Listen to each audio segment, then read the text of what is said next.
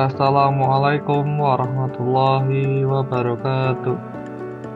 Perkenalkan, nama saya Naufal Irfani, peserta Lacar gelombang 2 kelas B kelompok 3 dari instansi Sekretariat Jenderal DPD RI. Saat ini saya ditugaskan di bagian pengembangan sumber daya manusia, formasi penata kelola sistem dan teknologi informasi. Sekretariat Jenderal DPD RI berperan sebagai penyelenggara administrasi dan keahlian untuk mendukung pelaksanaan tugas konstitusional DPD RI. Visi dari Sekretariat Jenderal DPD RI adalah menjadi birokrasi yang profesional, akuntabel, dan modern dalam mendukung tugas dan wewenang konstitusional DPD RI. Untuk mewujudkan visi tersebut, Sekretariat Jenderal DPD RI memiliki dua misi utama. Yang pertama, memberikan dukungan administrasi dan keahlian dalam pelaksanaan tugas konstitusional DPD RI. Dan yang kedua, melaksanakan reformasi birokrasi berdasarkan roadmap reformasi birokrasi nasional. Sekretariat Jenderal DPD RI dipimpin oleh Sekretaris Jenderal yang merupakan pimpinan tertinggi administrasi dan penghubung dengan pimpinan DPD RI. Di bawah Sekretaris Jenderal terdapat inspektorat, kantor daerah, dan dua deputi, yaitu deputi bidang administrasi dan deputi bidang persidangan.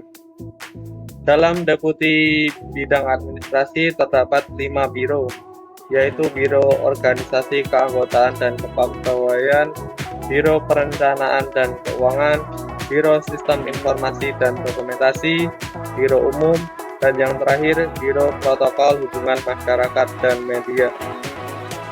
Dalam deputi bidang persidangan terdapat 3 biro dan 2 pusat, yaitu Biro Persidangan 1, Biro Persidangan 2, Biro Sekretariat Pimpinan, Pusat Perancangan dan Kajian Kebijakan Hukum, dan yang terakhir Pusat Kajian Daerah dan Anggaran. Masing-masing biro terdapat beberapa bagian dan subbagian, dan untuk pusat terdapat bidang-bidang.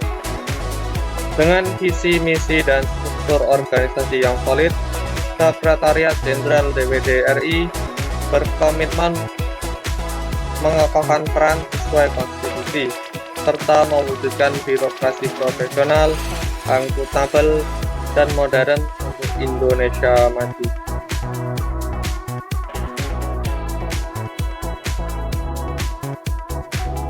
Saat ini saya bertugas di bagian pengembangan sumber daya manusia.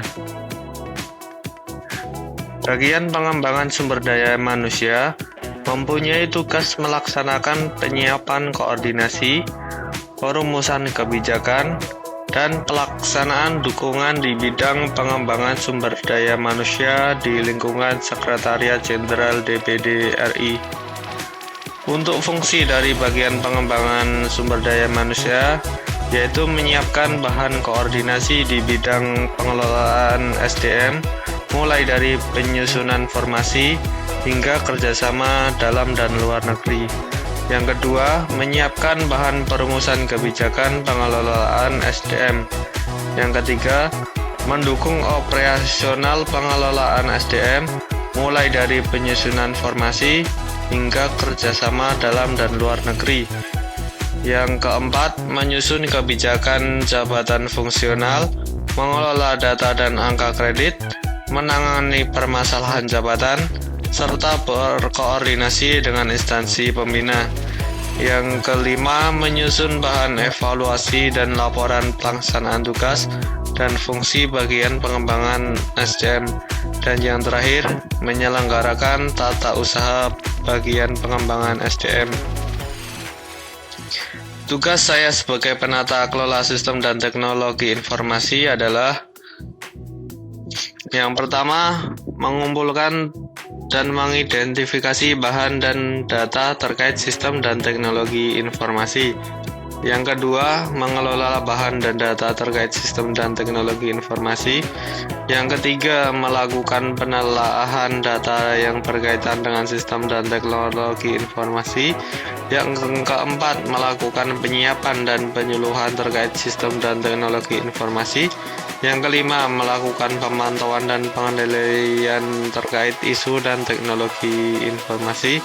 Dan yang terakhir, menyiapkan rapat dan menyusun notulensi rapat sesuai jadwal dan disposisi atasan sebagai dukungan administrasi dalam kegiatan unit kerja agar pelaksanaan tugas berjalan optimal.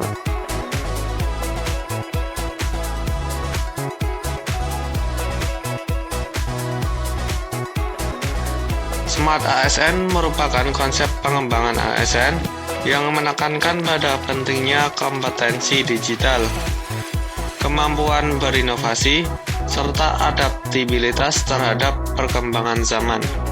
ASN yang tergolong Smart ASN memiliki karakteristik seperti integritas yang tinggi, penguasaan teknologi informasi, kemampuan berbahasa asing, jiwa pelayanan, mentalitas kewirausahaan, jaringan kerja yang luas, serta sikap ramah dan komunikatif dalam menjalankan tugasnya.